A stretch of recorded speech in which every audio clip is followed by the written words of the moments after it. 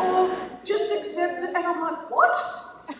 What Bible are you reading? There is a promised land. We serve a transformational God. Jesus Christ did not come from heaven to earth, die on a cross, shed his blood, and rise again from the dead so that I could just live broken, negative, and defeated. He rose again from the dead so that I could go into the promised land and possess the promises of God. That's what he came for.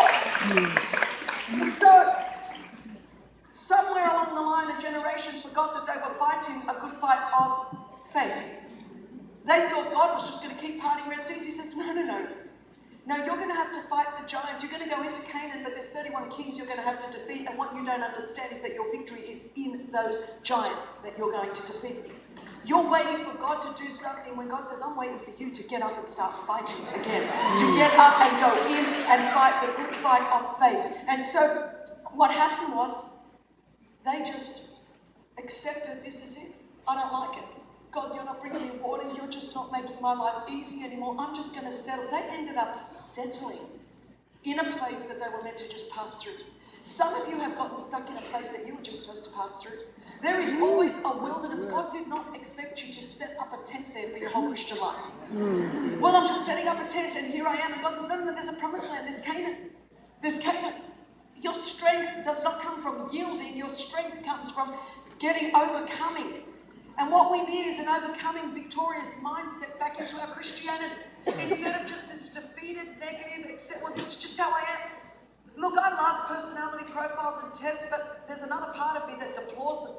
Because so many of us, we just put us, that's my box, that's where I am on the Enneagram. That's where I am on the DISC profile. That's not my strength finder. No, that's just not my love language. And I'm like, look, these things are a great guide.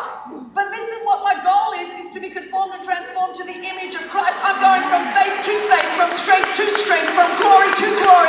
I'm being daily conformed and transformed to the image of Christ. Just because I've got certain personality attributes doesn't mean I have to be stuck there. I want to become more like Jesus. I want to be sanctified through and through and become like Jesus Christ. I do not want to become the best version of me. That's like terrible. I want to become the best version of me in Christ that I can be. That's what I want to be. If I hear one more person say to me, well, that's just not the best version of me.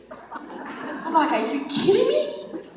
It's no longer I that lives, but it's Christ that lives in me. I thought I was dead. Whatever happened to this kind of Christianity? Does anyone still preach this stuff anymore? It is no longer I that live, but Christ that lives in me. I am crucifying my flesh so that I can become who I am in Christ. I am the righteousness of God in Christ Jesus, and I want to become more like Jesus and less of me and more of him.